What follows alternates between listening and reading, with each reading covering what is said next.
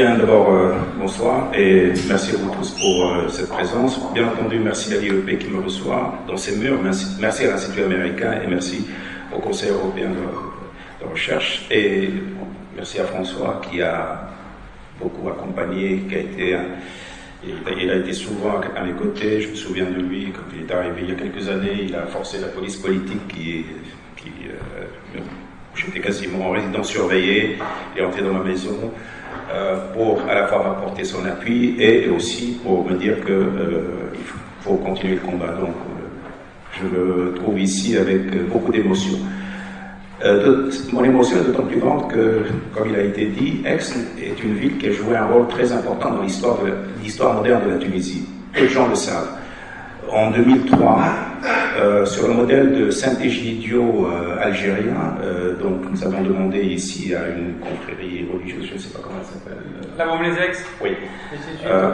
De nous recevoir en séminaire qui, nous, les opposants tunisiens à la dictature, donc en 2003, on était encore à 7 années de la Révolution, et justement, nous sommes réunis pendant 3 jours, 2 longues nuits, où nous avons débattu de l'avenir de la Tunisie. Alors j'avais réussi par miracle à amener pratiquement toutes les forces d'opposition, y compris ceux de la gauche et des islamistes. C'était déjà en soi quelque chose d'assez extraordinaire. Et nous avons débattu pendant 3 jours, 2 nuits, 2 longues nuits sur cette Tunisie que nous voulons, et nous sommes arrivés à trouver cet équilibre qui a permis par la suite le gouvernement de la Tunisie. Les islamistes ont accepté, après une autre discussion, que le pays que nous voulons construire sera un pays démocratique, les droits de la femme, les droits de l'enfant, qui renonçaient au terme de la charia.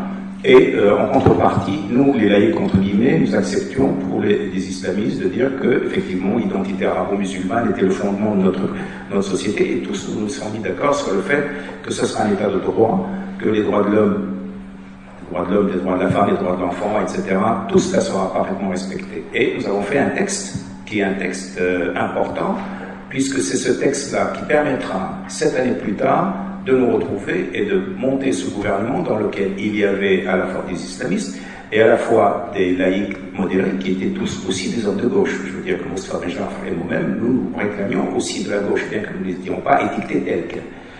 Donc cette ville a joué un rôle important dans l'histoire de la Tunisie, et pour moi, je dirais que le premier brouillon, les premières prémices de la constitution tunisienne ont été écrites ces 2 nuits de juin 2003. Donc pour moi, c'est une ville qui a de l'importance. C'est la raison pour laquelle je n'ai pas hésité un seul instant. Aix, je dois quelque chose à Aix, donc je suis venu avec plaisir. Maintenant, j'ai entendu dire qu'il y a beaucoup d'étudiants, et notamment des étudiants américains. Alors on peut se demander en quoi ce qui se passe, en quoi la fracture gauche islamiste dans un petit pays de la Méditerranée peut-il intéresser les Américains. Et là, peut-il intéresser des étudiants français? Peut-il intéresser qui que ce soit, à la limite? C'est une querelle dans une querelle dans une querelle, etc. Et en fin de compte, il y a tellement de querelles dans ce fichu monde qu'on se dit pourquoi est-ce que cette querelle-là serait intéressante?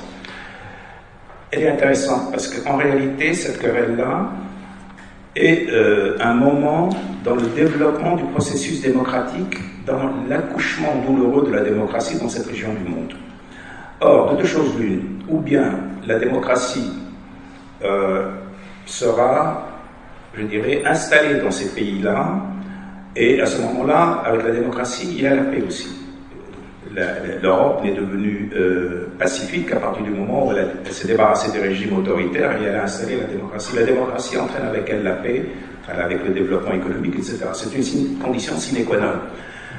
Donc, l'arrimage de la démocratie dans la rive sud de la Méditerranée est un facteur fondamental de stabilité en Méditerranée, dans la région méditerranéenne et dans le monde. Et comme nous sommes dans un monde interconnecté, cette querelle apparemment peu significative est en réalité une querelle importante, puisque c'est une querelle dans la mise en place d'un processus d'un État démocratique. Or, ce que je veux dire ici sur la querelle gauche-islamiste en Tunisie, je ne dirais pas qu'elle est reproductible dans tous les pays arabes. Il y a 22 pays arabes, ces pays arabes sont dans une trajectoire différente, mais en gros, on retrouve à peu près les mêmes caractéristiques. Et à travers cette querelle entre islamistes et gauche, on va voir un peu comment cette maturation lente, difficile, complexe de la démocratie s'est faite, et pourquoi elle a échoué ailleurs, et pourquoi elle a réussi en Tunisie. Alors on va commencer d'abord par mettre en place les protagonistes, donc ceux qui vont arriver sur la scène de l'histoire pour se battre, pour nous faire l'histoire, on raconte l'histoire. Alors il y a donc d'un côté l'islamisme et de l'autre côté la gauche. Mais si vous voulez, pour bien comprendre leur interaction, il faut toujours avoir en tête le troisième acteur. Et le troisième acteur, c'est la dictature. Je veux dire qu'on ne peut pas comprendre cette interaction entre les deux groupes si on ne comprend pas la dictature en arrière. Et d'ailleurs, nous allons la retrouver. Aujourd'hui, nous allons commencer d'abord par mettre le focus, là, le projecteur sur les deux acteurs principaux, mais il ne faut jamais oublier le troisième acteur qui est derrière les rideaux, parce que c'est lui qui tire les ficelles. Et probablement, c'est lui le plus important. Parce qu'en réalité, ces deux groupes qui apparaissent comme ça sur la scène, ils sont là pour solutionner le problème de la dictature. Après l'indépendance, les indépendances, nous avons glissé progressivement en Tunisie d'un État autoritaire, qui était l'État de Bourguiba, à une dictature pure et simple. Alors je définis toujours l'autoritarisme comme étant une dictature sans corruption, et la dictature comme étant un régime autoritaire plus la corruption. Donc, ces deux protagonistes apparaissent pour solutionner le problème de ce système qui se met en place et qui, sous prétexte de discipline sociale, politique, promettait le développement, et après le développement, il y aurait la liberté. Et puis, échec total, l'ensemble de tous les régimes arabes pratiquement du Golfe jusqu'à l'océan Atlantique ont été tous bâtis sur ce principe. Après les indépendances, on va faire d'abord le développement économique, et ça, il n'y a qu'un État fort et un chef fort, et puis ensuite, après, on verra pour la démocratie. Et ce type de système, il a totalement détruit nos pays, parce qu'il a été incapable et de créer le développement et d'amener la liberté.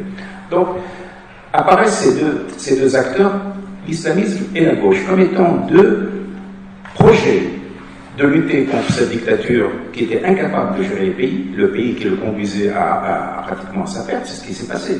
Parce qu'après tout, ces explosions qu'on voit en Syrie, qu'on voit en Irak, qu'on voit en Égypte, qu'on a vu en Tunisie, c'est tout simplement le résultat de l'échec de ce système, de ces dictatures qui ont conduit progressivement les peuples à exploser. Très tôt, dès les années 60, il y avait déjà des alternatives en gestation. Alors il y avait deux réponses à la crise de l'autoritarisme, à la crise de la dictature, la réponse islamiste et la réponse de gauche. Et là, je m'empresse de dire que malheureusement, c'est beaucoup plus compliqué que ça. Parce que quand vous prenez, par exemple, la gauche n'existe pas. Il y a un spectre de mouvements, comme partout, pareil. Et là, certains d'entre vous savent que j'ai été professeur de santé publique, et j'avais l'habitude de dire à mes étudiants, mettez du pluriel partout où vous voyez du singulier. L'épilepsie n'existe pas, il n'y a que les épilepsies. L'hypertension artérielle n'existe pas, il n'y a que les hypertensions artérielles. Le diabète n'existe pas, il n'y a que les diabètes. Et ce sont des structures en mouvement permanent. En politique, c'est pareil. La gauche, ça n'existe pas, il y a les gauches. L'islamisme, ça n'existe pas, il y a les islamismes. Et en plus, ces divers constituantes sont en mouvement permanent. C'est pour ça que j'ai des difficultés avec mes amis chercheurs, parce que quand ils font une recherche souvent, ils font une recherche sur une partie, et quand la recherche est terminée, les choses ont déjà changé. N'est-ce pas, mon cher François? Donc, c'est ça la difficulté. Donc, nous avons affaire à des entités complexes et à des entités en mouvement. Alors donc, si je reprends par exemple l'architecture du mouvement, de cette entité gauche en Tunisie, qu'est-ce que je trouve? Il y avait d'abord un parti communiste qui va s'étioler, qui va disparaître progressivement, et qui va même, à un moment donné, jouer le jeu de devenir un parti des décors démocratiques. Et ensuite, vous avez, en Tunisie, des partis dits gauchistes. Il y en a deux. Le POCT, Parti ouvrier communiste tunisien, et un parti qu'on appelle l'Ouattad, c'est-à-dire le parti démocrate, Ouattad, comment on traduit ça? Nationaliste et démocratique. Donc des groupes gauchistes. Et puis ensuite, vous avez une ribambelle de gens qui se réclament de la gauche, mais qui sont soit des personnalités indépendantes, soit qui travaillent dans la société civile. Et dans cette mouvance, vous avez des individus comme moi, comme Mosman Richard, qui venions sont des sociodémocrates, qui étaient intégrés à cette famille de gauche dans la mesure où ils étaient aussi des opposants et dans la mesure où la question sociale était pour eux fondamentale, mais qui n'étaient pas dans ce que j'appelle le carcan idéologique de toute cette gauche, souvent marxiste, léniniste, maoïste, etc. Donc, nous étions dans cette gauche réduite pour nous essentiellement à la question sociale, sans le carcan idéologique. Donc, vous voyez que c'est complexe. Et de l'autre côté aussi, le mouvement islamiste est tout aussi complexe. Vous avez à l'extrême partie du spectre, vous avez quasiment des islamistes modernistes. Au Soudan, il y avait un drôle de truc qui s'appelait le mouvement de Mahmouda, qui était des marxistes islamistes. Alors imaginez un peu, qu'est-ce que c'est qu'être marxiste-islamiste? Qu'est-ce que c'est être islamiste-communiste? Bon. Mais ça, c'est toujours comme ça. Quand vous avez des idéologies, c'est comme dans la nature, il y a toujours des mixages, il y a toujours des métissages, il y a toujours des formes intermédiaires qui apparaissent. Quand vous mettez deux ensembles, quels qu'ils soient, que ce soit en biochimie ou en biologie, il y a toujours des rencontres et qui donnent des choses un peu bizarres. Donc, en Tunisie, on avait une petite fraction, mais qui n'a pas joué un rôle important. On appelait ça le mouvement 15-21, 15e siècle, 21e siècle. Pas joué un rôle important. Puis vous avez le gros de la troupe, à savoir Ennahda. Donc, ça, c'est le gros de la troupe. Et puis ensuite, à sa droite, vous avez un mouvement salafiste, un mouvement Hizb al-Tahrir qui rêve du califat islamique. Et à l'extrême droite de l'extrême droite, vont apparaître, c'est maintenant que ça apparaît, c'est pour ça que je vous ai dit tout ça, ces dynamiques vont apparaître, donc les mouvements, les islamistes armés, donc les mouvements terroristes à l'extrême de l'extrême de l'extrême. Vous avez Daesh, heureusement, c'est essentiellement en Irak, mais on commence déjà, malheureusement, à l'exporter en Tunisie. Donc ça, c'est les protagonistes. Mais n'oubliez jamais que derrière tout ça, il y a la crise du pays, c'est-à-dire la crise de l'autoritarisme, et ces deux ensembles vont se mouvoir pour prétendre être la solution à l'autoritarisme. Donc, il y a une approche de gauche et une approche donc de type islamiste. Une approche de type, nous allons créer un État essentiellement avec les valeurs, les questions d'identité, et de l'autre côté, la solution est une solution de type de gauche. Alors, qu'est-ce que c'est que cette solution de type de gauche? Je veux dire que tout à l'heure que ce n'était pas ce qu'on aurait voulu faire. Donc ça, c'est les protagonistes. Et là, maintenant, la bataille. Et c'est là que la spécificité de l'expérience tunisienne, c'est que ce sont ces deux groupes antagonistes, en attendant d'hériter de l'État supposé être déliquescent et supposé un jour ou l'autre se terminer. La bataille s'est jouée essentiellement autour de la société civile. Parce que ce qui est important en Tunisie, c'est que c'est un pays qui a une très forte société civile. Et ça c'est une grande spécificité par rapport aux autres pays arabes. Alors moi j'ai assisté à ces batailles pendant 30 ans. Qui va contrôler la société civile? La grande bataille entre les deux groupes, ça a été le contrôle de la société civile. Alors, les deux groupes ont essayé de contrôler l'université. Et là, c'est peut-être le seul espace où il y a eu des coups de poing et des horions, c'est-à-dire que là où il y a de la violence physique. Ailleurs, il n'y a pas eu de violence physique. Et ça, c'est quelque chose de très important. Donc, il y a eu deux groupes d'étudiants, l'UGET et l'UGTE, donc un groupe de gauche et un groupe islamique. Et ça s'est pas mal bagarré. Moi, à l'époque, j'étais déjà un peu plus vieux, donc j'ai pas participé à cela. Mais c'était déjà la génération qui était juste après moi,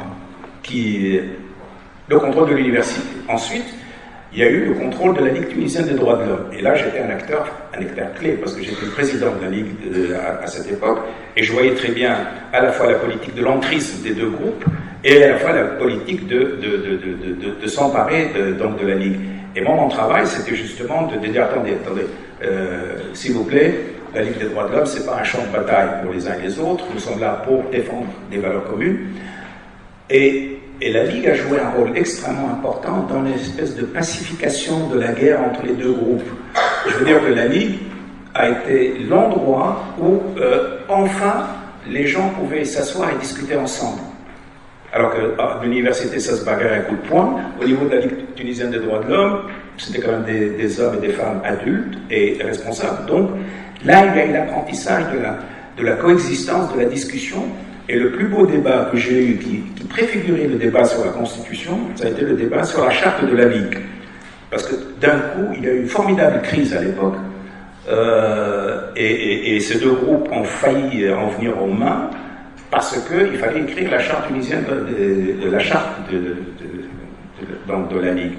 Et là, les islamistes, ils ont dit, nous, on ne signera jamais 4 articles.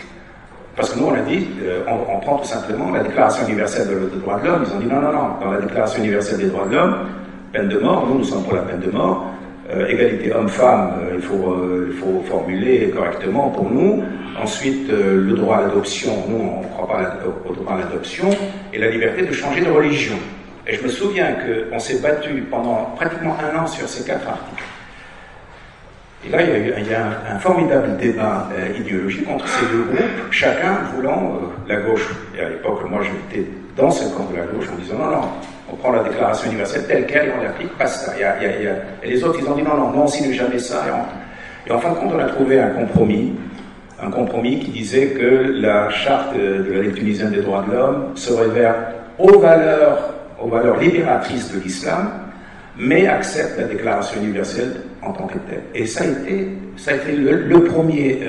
la première bataille où des groupes hostiles les uns aux autres ont accepté de travailler ensemble.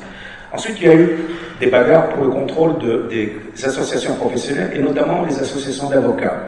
Alors, chaque fois qu'il y avait, tous les 3 ans, il y avait des élections du barreau, chaque fois, la bataille était la même. Qui allait l'emporter? Est-ce que c'est le candidat de la dictature, les candidats de la gauche ou le candidat de l'islamisme? Et donc, parallèlement à cette tentative de contrôler l'université, de contrôler la Ligue des droits de l'homme, de contrôler contrôler les associations professionnelles, il y a eu mise en place de partis politiques. Alors, les islamistes ont mis en place des partis politiques, les diverses gauches ont mis en place des partis politiques, les uns étaient reconnus, les autres n'étaient pas reconnus, mais tous se préparaient en quelque sorte à la solution finale, entre guillemets, du problème de la dictature, parce qu'encore une fois, derrière tout ça, il y a la crise du régime autoritaire qui se transforme en dictature, la dictature qui se transforme en dictature corrompue, mafieuse, etc., et le pays qui va à la dérive.